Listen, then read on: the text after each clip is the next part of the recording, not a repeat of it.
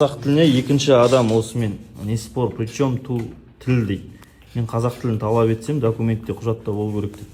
Осымен Қазақстан темір жолында тілге байланысты маған қарсы шығып отқан екінші адам. Тіл туралы заңның 7-ші тармағында орыс тілі тек қана қазақ тілінің қасына еріп жүре алады. Ал не дейсіз ал? Айтыңызшы, жаңа айттыңыз, не спор со мной, тағы не айттыңыз? Ағасы, айта қойсыз ба жаңа? Тіл мәселесінде. Қандай мәселе? Неге дұрыс емес ана жерде? Қазақ тілі неге жоқ? Правом государства. Мен снимаю, поэтому ертең доказательство. Мен сіздің үстіңізден шағымданамын қазір. Себебі анда құжатты беріңізші маған көрсетейін. Міне қазақ жол құрметті жолаушылар тасымалы, кешіріңіздер, уақыттарыңызды алсам. Неге жоқ мұнда? Айтыңызшы. Қазақ тілі неге жоқ мұнда? Айтыңызшы, неге жоқ қазақ тілі? Енді жазбаған. Не үшін жоқ ал? Как не үшін? Жоқ, айтсаңызшы, мынау заңды ма негізі? Сіз айттыңыз жаңа, правом государстве тұрамыз деп, да? Енді не үшін қазақ тілі жоқ бұл жерде? Біздің мемлекеттік тіл қандай? Айтыңызшы. Жоқ, айтыңызшы, мен түсіндіріңізші ал. Маған түсіндіріп берсеңізші, не үшін мұнда қазақ тілі жоқ? Неге мынау рейстен келгеннен кейін қол қоятын орын деп айтылу керек, дұрыс па мұнда? Неге жоқ мынау?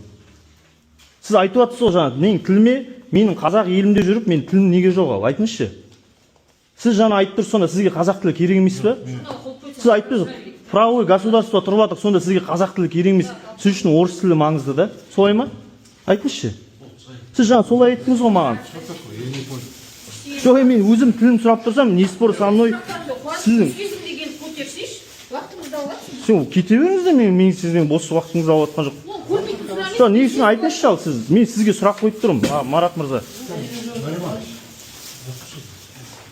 Жоқ, айтыңызшы сіз. Мен сізге ештеңе деген жоқ. Мен айттым, сіз айтып тұрсыз, сіз тілді керек қылып тұрған жоқсыз. Жоқ, сөндірмеймін, мен не үшін сөндіремін? Сіз айтыңыз, халық көрсін. Сізге тілдің керек емес, осымен Қазақстан темір жолы тілдің керек емес екенін екінші рет дәлелдеді. Мен көзім жетті, сіздерге тілдің керегі жоқ. Тіл керек емес болса, орындарыңыз босатыңыздар сіздер. Сен мен Қазақстанда тұрамын. Орыс тілі тек қана еріп жүре алады. Сіз жаңа айттыңыз ғой, сізге бәрібір болып тұр ғой тіл сонда. Солай ма? Жоқ, русский язык никто не отменял. Не отменял, но қазақский, міне қараңызшы, міне журналда міне екінші рет қазақ тілі болу керек. Ол жоғарыда тұру керек заң бойынша. Солай емес пе? Қараңыздар. Сіз өзіңіз айтып тұрсыз, біз типа правовой государство дұрыс. Мен орыс тілін жоқ демеймін. Бірақ қазақ тілі жоғарыда тұру керек заң бойынша. Тіл туралы заңның жақсы, мен білем тілді. Мен білем орыс тілі. Жоқ, неге сіз енді орыс қазақ тілі жоқ па? Неге мына арада қазақ тілі жоқ айтыңызшы? Неге жоқ қазақ тілі? Сіз жаңа айттыңыз, правовой государство, сонда біз орыс тілімен жүруіміз керек пе? Білуіміз керек, білмеуіміз керек емес. Бірақ сіз айттыңыз ғой, не спор со мной, типа, сіз, мен камерада бәрі бар. Здесь никто не отменял русский язык. Ну, не отменял. А қазақ тілі қайда ал сонда? Қазақ тілі қайда? Бәрі түсінеді ғой. Жоқ, қазақ тілі қайда сонда? Мына жерде неге қазақ тілі жоқ? Потому что так выпустили книгу. Сіз неге требовать етпейсіз, неге? Неге ан жақтан сұрамайсыз, неге қазақ тілі құжатта жоқ? Сізге бәрібір онда. Сізге бәрібір, дұрыс па? Мен түсінбеймін ал. Мен жұмыстан шығарып жібересіз ба сонда? Неге түсінбейсің? Мен түсінбеймін ал, орыс тілін түсінбеймін. Жұмыстан шығарып жібересіз ба? Ты обязан знать. Міндеттімін мен орыс тілін білуге. Қай жерде жазылған? Мен сонда қазақ тілін білмесем, мен жұмыстан шығарып жібересіңдер ма? Мен білмеймін ал. Ұмытып қалдым ал. Жоқ ал. Мен жұмыстан шығарып жібересіз ба сонда? Айтыңызшы. Мен қазақша білмеймін. Сіз білмейсіз, білмейсіз. Сіз кім, ұлтыңыз қандай мысалы? Қазақсыз. Қазақ болып тұр. Енді ұят шығар ол білмеу. Мен сіздің қараңызшы, орыс тілін мен сізге айтпаймын. Орысша сөйлеме демеймін, сөйлей беріңіз. Бірақ құжатта қазақ тілі болу керек. Сіз сосын правовой государство дегенмен біз айры мемлекетпіз, дұрыс. Бірақ қазақ тілі жоғары тұру керек. Мына қараңызшы, мынаның бәрі. Қазір мынаның бәрі орыс тілінде. Міне қараңыз.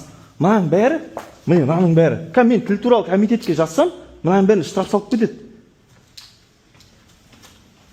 Жақсы, қараңыз Марат аға өзіңіз. Өзіңіз әлеуметтік желіден көресіз сосын. Правовой государство тұрамын дедіңіз, дұрыс па? Дұрыс. Бірақ қазақ тілі қайда документте, құжатта документ. Сіз қазақ тілін керек қылып тұрған жоқсыз. Осымен екінші адам, осымен жолаушылар тасымалдау группадан үшінші адамсыз сіз. Біріншісі Данияр, екіншісі ана кісі, үшіншісі міне сіз. Енді қараңыз, неге жоқ ал? Неге жоқ қазақ тілі? Орыс тілі никто не отменял, дұрыс қой, Қазақ тілін тоже никто не отменял. Әлде қазақ тіліне отмен беріп орыс тіліне көшті ма? Айтсаңшы. Он на каком языке может? Вот на том может мен разговаривать. маған міне сөйлей беріңіз, мен сізге орысша сөйлеме деп жатқан жоқпын. Мен сізді түсініп тұрмын, сөйлей беріңіз. Бірақ неге құжат қазақ тіліне келмейді? Мен сізге орыс тілінде сөйлеме деген бір ауыз әңгіме айтқан жоқпын. Мен сұрадым, құжатта неге қазақ тілі жоқ деп. Себебі тіл туралы заңның 7-ші тармағында қазақ тілінің қасына орыс тілі ғана бірге еріп жүре алады. Қазақ тілі жоғарыда, орыс тілі астына жазылады. Дұрыс қой. Оған ешқандай қарсылық жоқ, да? Паравер, ты как-нибудь без очков давай, поговорим. Без очков емес, мен мынау қазір салынады әлеуметтік желіге, ескерттім, артынан бір ескерткен жоқ деген нәрсе болмасын. Бірақ көрсін, дүйім халық көрсін. Жолаушылар тасымалының осында 3-ші рет осындай адам жұмыс істейтінін көрсін, хорошо? Жақсы.